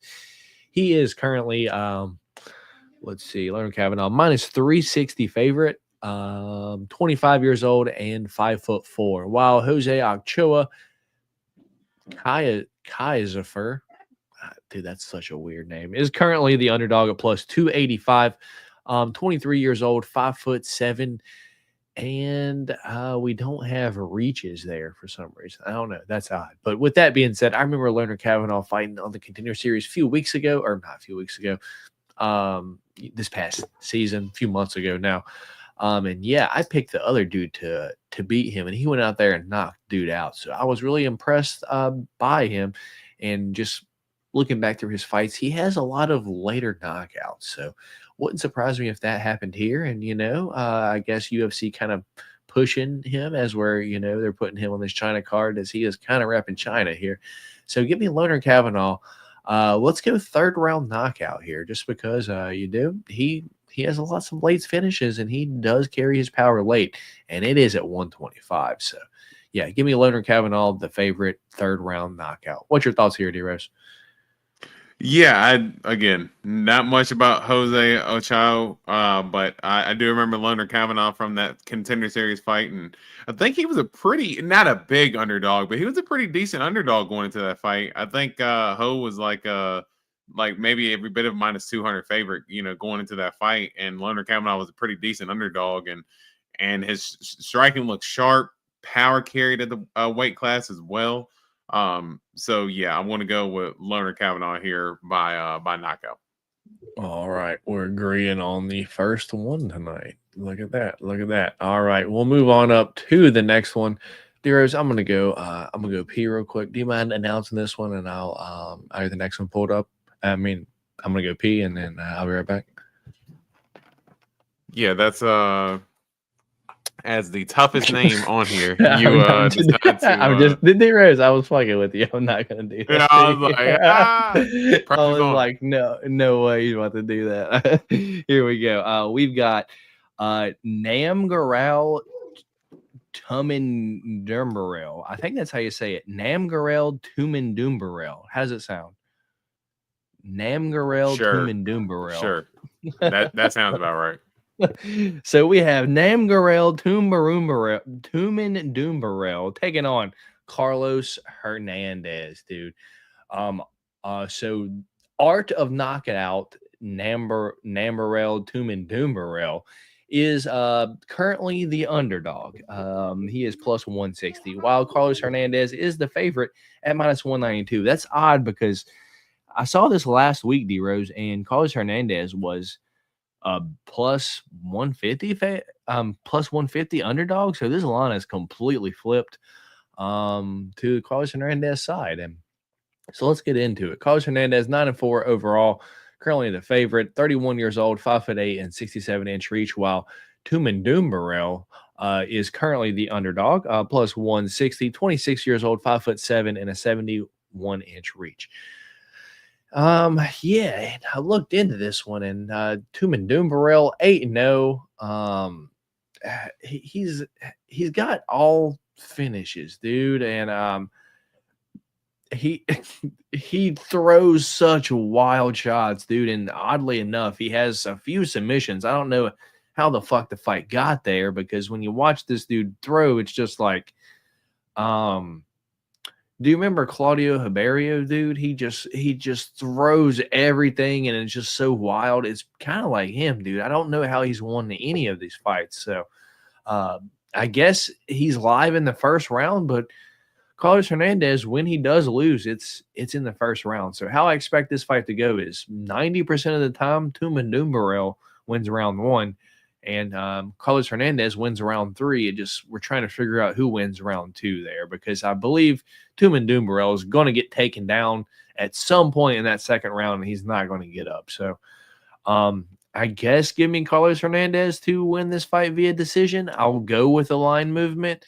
I can see why, because all it takes is one takedown per round, and Tumindumbarel's not getting up because, dude, it's just, I don't know if he even trains at a gym, dude. It looks so wild seeing him fight. So Carlos Hernandez via decision for me. How about you, man? Who was the dude that fought CJ Vergara not too long ago? It's not that wild hooks, but I do know what you mean. Just in terms of how it's just wild and sloppy, but he gets the job done. But of course, I know it's against lesser competition as well. And Carlos Hernandez has fought a lot of top competition. Now, has it gone his way? Not necessarily, but he has fought Tatsuro Taira. He's fought Alan Nascimento. He's had some tough fights in the UFC. But man, yeah, as I said, he has not had that much luck in the UFC, and he does get caught in some of his fights, man. So Tumindumbarel, as you said, got power. He's a little wild, man. And if you're going to catch Carlos Hernandez, catch him early, man. So I think I'll take Tumindumbarel as I'm gonna try to get this right here. I'll take him as a dog. I'm probably not gonna have him in the pick champ because I'm not that confident. But yeah, I'll take the dog here in Tumindumbarel. All right, that's our third different pick of the night. I'm on Carlos Hernandez. D Rose on Namgarel Tumindumbarel. Yeah, I got that one down at this point. So up next we have Zhao Kan Feng taking on Ming Dr. Shi. That's a terrible fight name. It looks like her parents wanted her to be a doctor, and so that's what her fight name is. She's like, "Yes, I'm a doctor." They said Bruce Buffer said I was, so I'm clearly a doctor.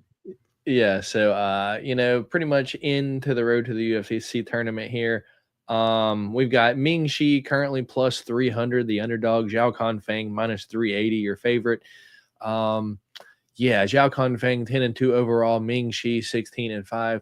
Zhao Kan Feng 22 years old, 5'7" and a 66-inch reach, while Ming Dr. Shi is 30 years old, 5'2" and a 60-inch reach.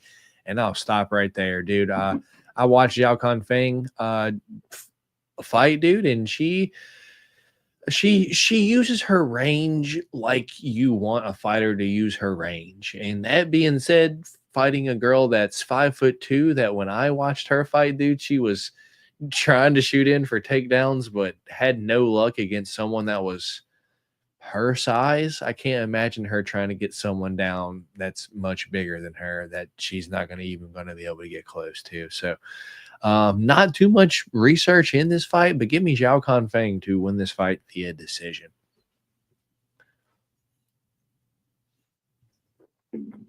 Where's the Rose at? Is he there still? I'm back. Oh. It did that dumb thing where it switches my internet again. I don't know why it does that. Oh shit! So did you hear what I said or nah?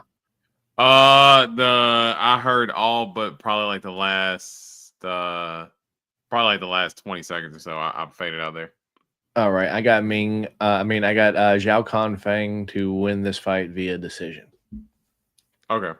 Yeah. I'm not gonna lie. I'm just going to go the same, just because I don't know much about either or. But if I'm going, just size advantage plus the youth. I mean, she's gonna have a 5-inch height advantage. Who's a clean striker.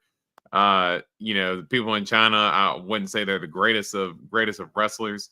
So yeah, give me Feng here by decision, and it's just going off a whim here. All right, me and D Rose both on Zhao Confang to win via decision. So moving on to another fight on the road to the UFC tournament. We've got Kiru Sahota taking on Dong Hoon Choi. So with that being said, currently odds for this fight, Kiru Sahota is -115, your favorite, while Dong Hoon Choi is -105. Your slight underdog, I guess. Sahota is 29 years old, 5'10", and a 73-inch reach, while Dong Hoon Choi is 25 years old, 5'5", and a 60-inch reach. Who did I pick in this fight? That's what I'm looking at. Let's see. I picked Kiru Singh Sahota in this fight, and I think mostly because he's a lot bigger, and I believe out of all of these fighters fights, dude, I believe like all of Sahota's like wins are in the first round, and when it goes out of the first round, he loses, and all of Dong Hoon Choi's wins are in the first round as well. So I just picked the bigger guy here, and hopefully the guy that should knock the other guy out. But this being low level UFC, if anything, it wouldn't surprise me if it went to decision. So give me Kiru Sahota to win this fight via decision. Which way are you going here, man? Yeah, the only thing that I really have seen in this fight in terms of research is that Kiru Sahota is a tall dude for flyweight, and that he's a pretty decent striker. Wait, hold on. I'm actually getting that confused. That this dude does not. I'm actually getting him confused with Ming Yang Zhang, to be honest. So Kiru Sahota, it does not knock anyone out. So him to win via decision was a good pick. I because from what I've seen, he's a pretty technical striker for the most part, and uses range well. Doesn't really get into the fire too much. He's Indian as well.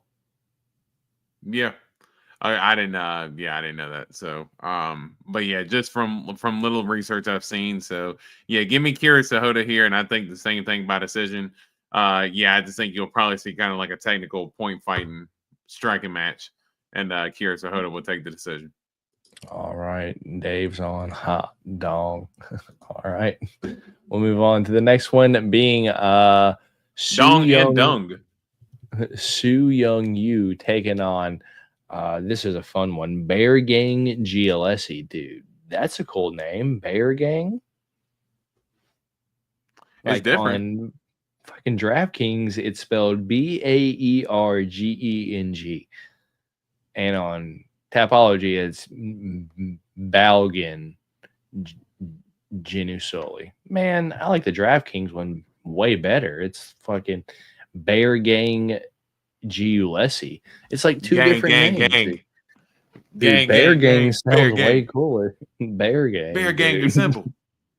Yeah. Anyway, so Bear Gang GUSE is +124, the dog, while Su Young Yu is -148, your favorite. Su Young Yu 13-3. Jiu-Jitsu is his fight name, so kind of like Joe Jitsu that Joe Benavidez had. He is 28 years old, 5'6", and a 65-inch reach, while Bear Gang Giulesi is plus 124. The underdog, 28 years old, 5'9", and a 70.5-inch reach. And this one, I did pick Bear Gang Giulesi.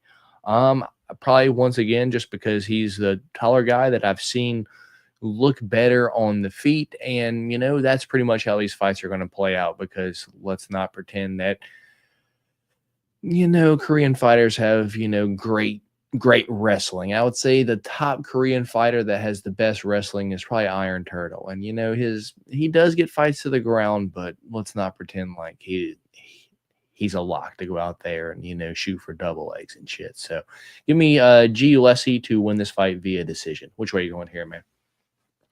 Yeah, I think this is ooh, again, I'm not gonna lie, another one of those not too versed on either of the gentlemen here. I will take I'll take Soo Young Yu, or Yu Soo Young. You so young. You so young. That's what R. Kelly said. That's what R. Kelly would always say to his current girlfriends. You so young. Oh my goodness. All right. So that's the next one. That's fucked up, D-Rose. So on that one, that's our fourth different pick of the night. I'm on Bear Gang Giulesi, while D-Rose is on Soo Young Yu, or Jiu-Jitsu is his fight name. So we'll move on up to the next one. Main card time. We've got Ozzy Diaz taking on Ming Yang Zhang Mountain Tiger. Ozzy Diaz, 9-2, 34 years old, 6'4", and a 75-inch reach. He is currently a plus 270 underdog. Ming Yang Zhang, 17-6, Mountain Tiger, he's known as. 26 years old, 6'2", and a 75-inch reach, and currently minus 340, your favorite.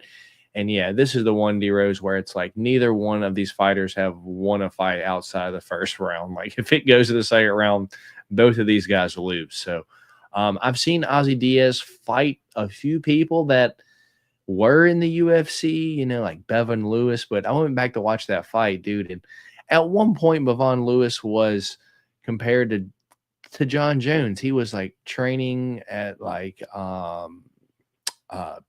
where's the fucking New Mexico. Where does John Jones train, dude? It's Jackson Wing.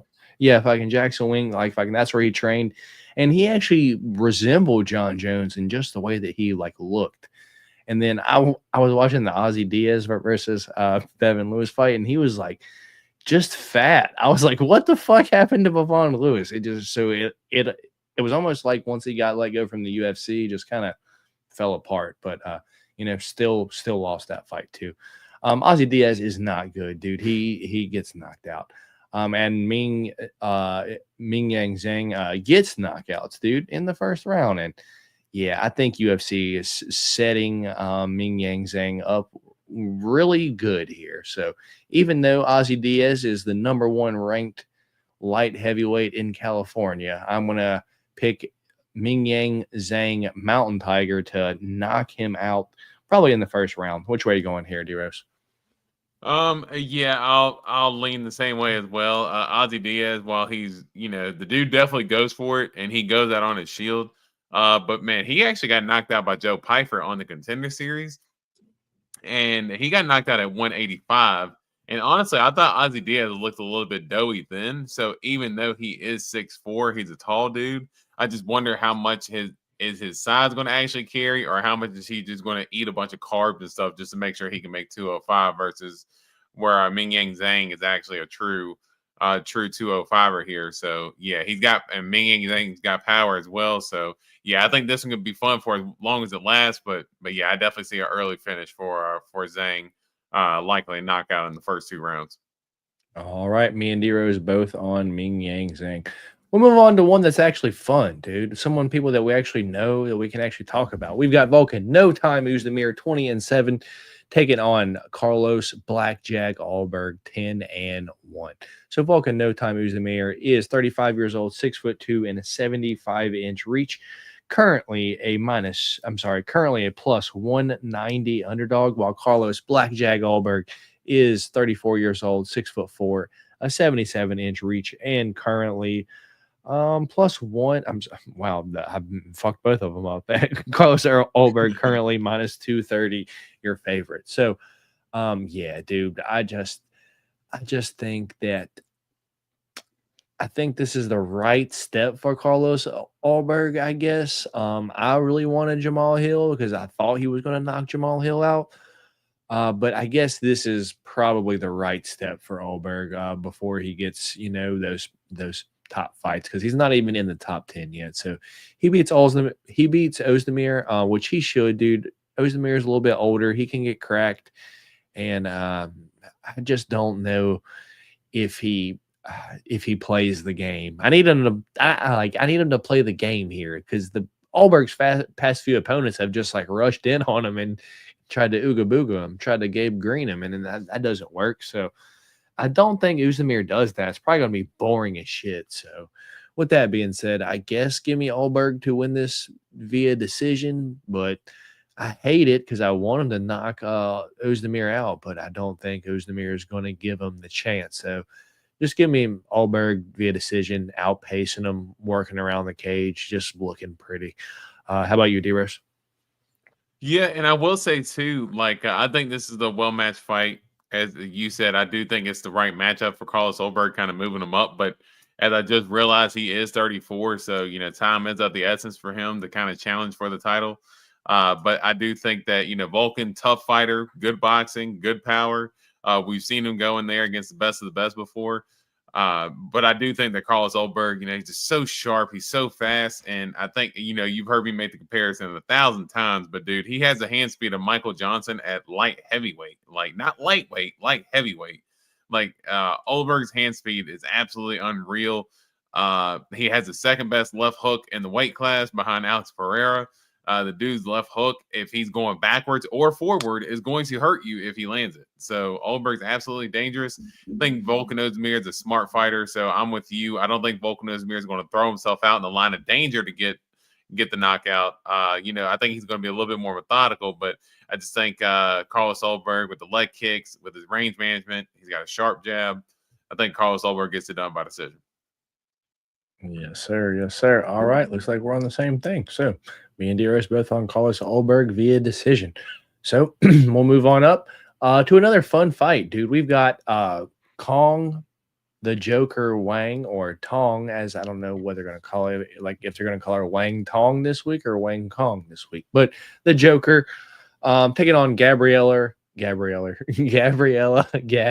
Fernandez. Currently, odds for this fight are Wang Kong minus 900, Gabby Fernandez plus 600.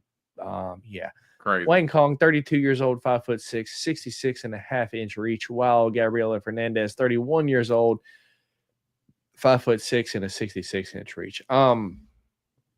Yeah, I don't agree with the odds simply because Gabby Fernandez is a big girl, dude. Like, we've seen her, give problems to people that are good, dude. It's like she's just gonna walk forward, and she's big. I truly don't know how she makes 125 pounds, but these Brazilian girls do it, dude. Not really great anywhere, but tough, durable, dude.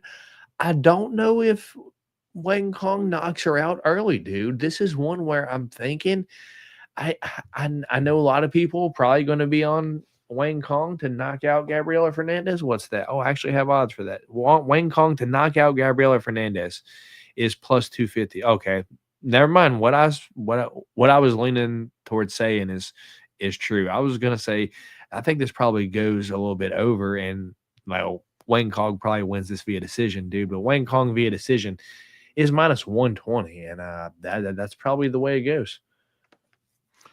Yeah, I'm with you there. I won't even waste any more time there. Yeah, I think Wang Kong, super sharp striker, and Gabriel Fernandez is tough, but I do think it goes to decision, and I think Wang Kong gets it done. All right, Gabriella. Okay, Cardi B. Wang Kong is or I'm like from like Australia, dude. They say Honda. Yeah. We're silent six. We're silent six at when we need them. Yeah, right. All right, That's moving on. for the Aussie boys. Moving on, we've got Song the Assassin Kanan taking on the King of Kung Fu, Muslim Salikov. So Song Kanan, 22-8, 34 years old, 6 foot, and a 71-inch reach. While Muslim Salikov, the King of Kung Fu, is 40 years old, maybe. I don't know when that picture was taken. It was like 20 years ago.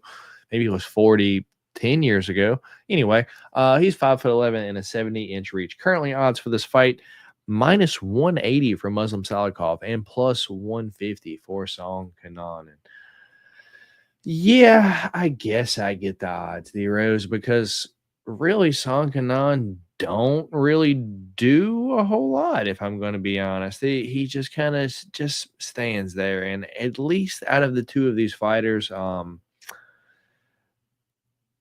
I guess Muslim Salikov is at least active. He's at least kicking and shit. And I know he's not that good now, but at one point we were a fan of Andre Fiallo, dude, and he dusted him.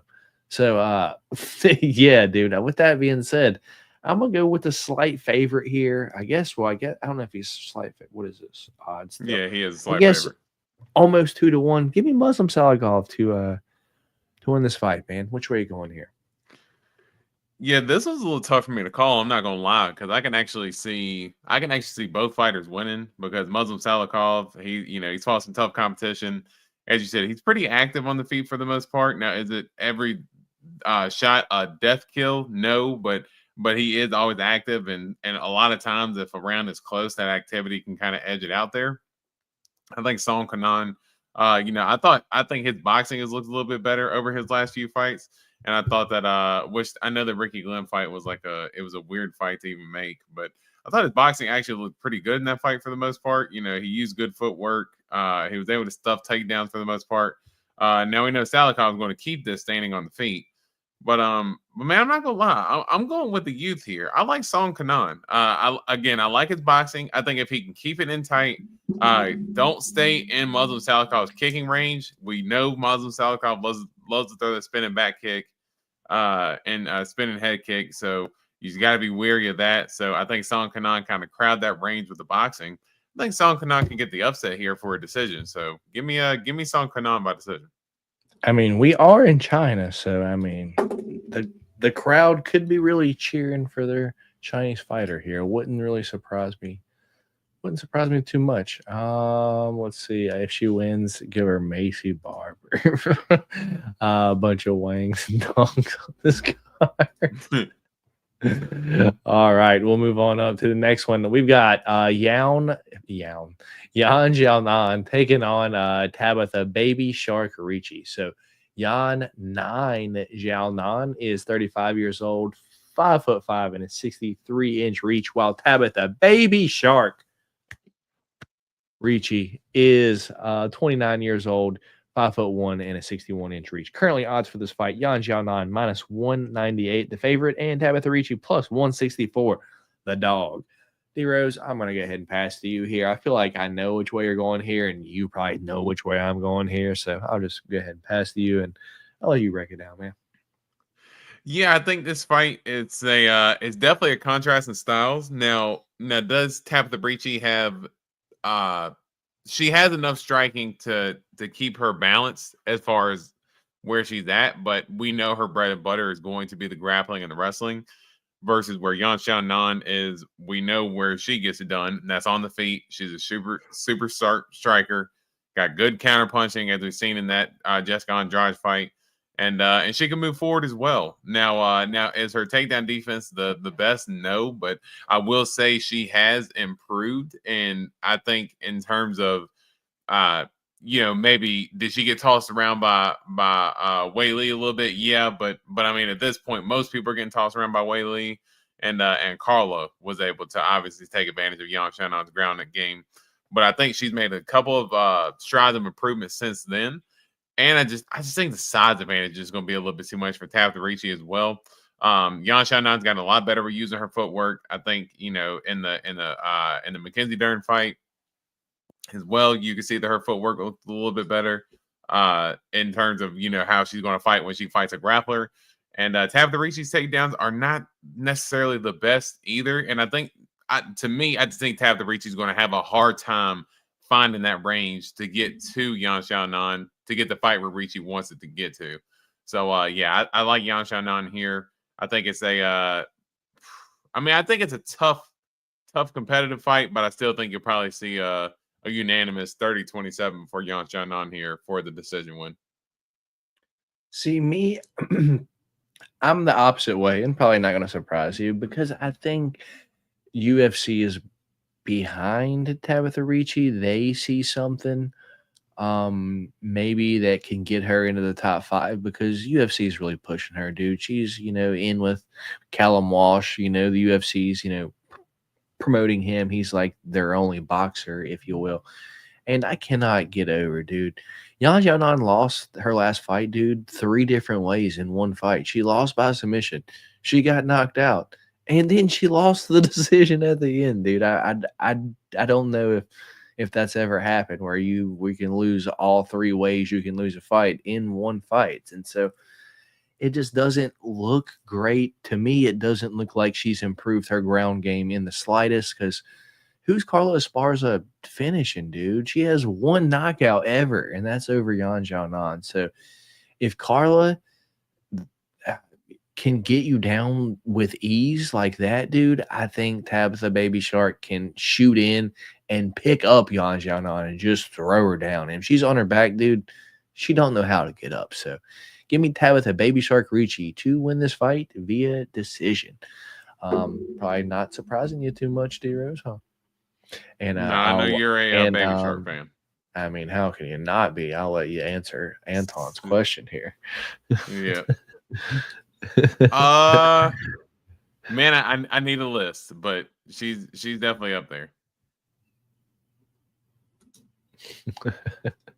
All right, so I'm on Ricci and D Rose is on Yan. So let's find out if D Rose will be making a Yan parlay this weekend. So we'll be moving on to the main event, where we have Piotr No Mercy Yan taking on Deuce Guerra Davidson Figueiredo. Piotr No Mercy Yan is 17-5 overall, 31 years old, 5'7" and a 67-inch reach, while Deuce Guerra Davidson Figueiredo is 24-3-1 overall, 36 years old, 5'5" and a 68-inch reach. Currently odds for this fight -298 for Piotr No Mercy Yan, and Deuce Guerra +240. Your underdog. Over under on this one is 4.5 rounds. D Rose over 4.5 -188, under 4.5 +145. Fun fight here. I'm glad that this fight got made, because this is a true test for Deuce Guerra, because we've seen him against a few people, but I think a lot of people hold Cheeto higher in the ranks, I guess, better than what he actually is. He is tough, and we saw Davison knock him down, and that was a real eye-opener, because we've now seen Davison drop everyone that he's fought at 135. So his power's still there. So with that being said, I don't think I'm going to get in front of Deuce Guerra here. I know Piotr Yan, of his last, 4 fights he lost 3 of them. He does have a win over Song Yadong in his last fight, but, I don't know. I just feel like, I don't know. Something tells me Deuce Guerra at 135, dude, he's on a warpath, and I don't want to step in front of it, to be honest. So give me Davidson Figueiredo. Let's go to win this fight via decision, because who knows with the gloves. I'm going Deuce Guerra here. Do we get the Yan parlay from D Rose? This is interesting here. So, because, man, this is one of those fights. The odds do not reflect the actual competitiveness of the fight, because this is a very close contested fight. Someone screenshot this and hold this over Dave's head forever. Yeah. Well, hey, if that's if that's his wife, then he gonna hold her down, and she gonna see that and honor him for that. But but no, I literally think both guys can win the fight. We know how Davidson fights. You know, that natural aggression that he fights with. Power, as you said, his power carries up a division. For him to drop Cheeto, I mean, that was a super impressive. You know, the way that he was able to do it, just a quick, just right hand, just darting in, slipped right through the guard of Cheeto there and was able to drop him. Peter Yan looked good in his last fight against Song Yadong. And I mean, I will say, so what he lost against Sean O'Malley. You know, we were both here, obviously watching that fight. We were cheering for O'Malley, but man, that was really a coin flip fight. And you can if Peter Yan had won that fight, I could not have been upset about the result. If I would have had a bet on Yan, then I would have been upset with the outcome. Yeah, because it was that close of a fight. So yeah, you know, and even in the second Aljo fight, you know, Yan was getting a little bit of momentum there at the end. Now Merab just completely blanked him. Merab's been doing that to everybody, and Merab's the champ for a reason. So you see that now. But yeah, no, Peter Yan looked really good in that last fight against Song Yadong, and I did actually pick Peter Yan going into that fight because I could see that was a little bit of a stylistic matchup with Song Yadong there with the speed of Peter Yan. But I'm with you, man. I think I got Figgy in this fight. I just think that they're going to be similar size. I mean, Yan's going to be a little bit taller. Which is weird. One thing that Figgy has actually done is that he's actually used his wrestling in his weight class, man. And he actually uses wrestling pretty well against Cheeto for the now. Cheeto was a little bit more aggressive in terms of trying to get up in his last fight, but Davidson got some takedowns in that fight, and he got some takedowns against Cody Garbrandt as well. Yeah, it was against that one because he shot and like immediately took the back.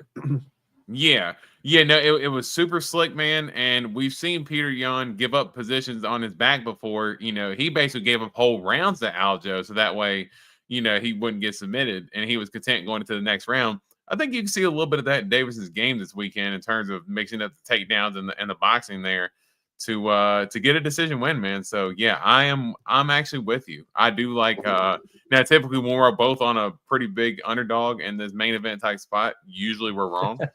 but yeah, for some reason I am with you though. I'm feeling Figgy by decision here. All right, D-Rose not on the Yan parlay, dude. I've seen so many people Yan parlay this week. Yan parlay, Yan. I'm like, yeah, I'm picking against both of those. Hopefully, I'm not completely wrong. So usually, how it's going to go is like one of the Yans are going to win, and I'm going to be halfway wrong. They'll be halfway wrong, and that's how it goes. So one more time, D-Rose, do you want to run down these? I'll give you my picks, and then yeah. So first fight of the night, Mahashate Nicholas Moda. I'm on Mahashate. D-Rose on Nicholas Moda. Next fight, Quang Lee versus Zhao Long. I am on Quang Lee. D-Rose on Zhao Long. Loner Kavanaugh versus Jose Ochoa. Me and D-Rose both on Loner Kavanaugh.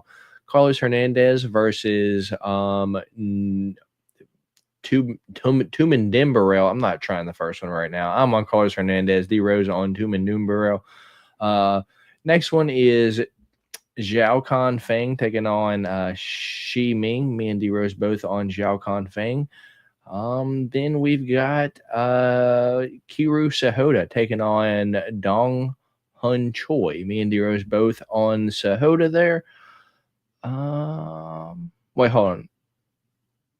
Yeah, and then up next we got Bear Gang G Ulysses taking on Su Young Yu. I'm on Bear Gang. D-Rose on Jiu Jitsu. Su Young Yu, and then moving on. Damn, how many fucking fights are on this card? We've got Ming Yang Zhang versus Ozzy Diaz. Me and D-Rose both on Ming Yang Zhang. Carlos Alberg versus Volkan Oezdemir. Me and D-Rose both on Carlos Alberg.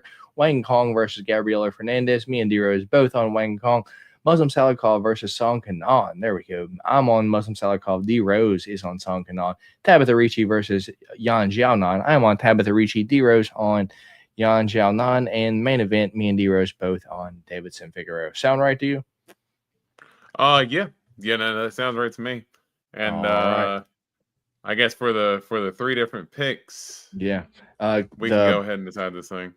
5 different ones: Mahashate Moda, Quang Li Long, Hernandez, Tumen Dumbarel, Bear Gang versus Jiu Jitsu, Salikov versus Kanan, and Ricci versus Jan.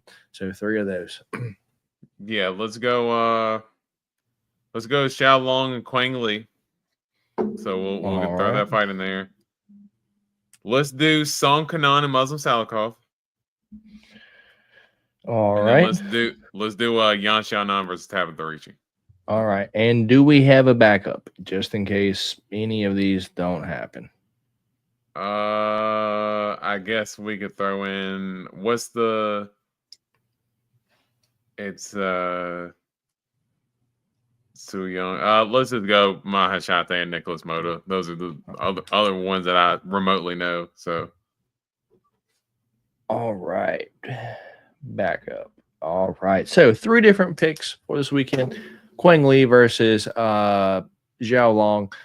Muslim Salikov versus Sung Kanan, and Tabitha Ricci versus Yan Xiaonan. We got to back up Mahashate, Nick Mota in case any of those fall out. But with that being said, yeah, that's fun. D-Rose just picked the names he remembered.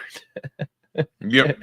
Exactly. All right. So yeah, that's gonna be it for the show. We gave you the recap for this past weekend. D-Rose 8 Beans. We gave you the news, and we gave you all the picks and predictions for this upcoming weekend.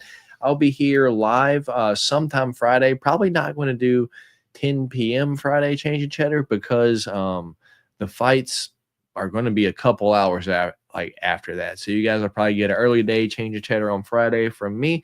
And then, you won't see us for a couple weeks because there's no fights next weekend, D-Rose. So there's no recap this upcoming weekend or this upcoming week. So me and D-Rose won't be here this week, but I believe we'll be back the following week to make our picks for the pay-per-view in December, correct?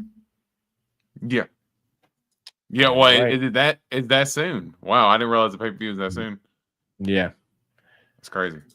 And then the Cowboys getting Shadur. Nah, they ain't getting Shadur. They're probably going to get Ashton Janty if I had to guess, and they're probably going to try to lose the rest of their game so they can get them. Wild. Yeah, I'm football Sunday and all that. But for everyone betting UFC this weekend, good luck. Remember, at the end of the day, it's a fist fight. Anything can happen. So be safe out there. Don't be betting all the money that you can't afford to lose on fist fights. So with that being said, me and D-Rose appreciate you guys for stopping by here, hanging out with us here tonight. If you haven't already, hit that thumbs up button for your boys. And drop your picks and predictions down in the comments. I don't ever ask you guys to do that. Let's see if any of you can get a perfect card this weekend. If you're still here, please do so. With that being said, I appreciate you guys for stopping by here. Anything before we get out of here, D-Rose? No, man, we're all good to go. And good luck to you boys this weekend on the bets. And let's try to make some money at least while we if y'all gonna set y'all's alarm for that early, man, y'all gotta at least try to make some money off the card because I ain't gonna lie, man, I work Saturday morning. I'm probably gonna wake up around 7 a.m. and whatever fights are left on the card, I'm just gonna watch it after that. Yeah, I agree. All right. So with that being said, we'll appreciate all of you guys for stopping by here, hanging out with us here tonight. My name is Matt. D-Rose is on that side of your screen. And we'll catch you guys in a couple of weeks. Y'all be safe. I'll catch you guys Friday for Change of Cheddar. But with that being said, we'll both catch you guys later. Peace.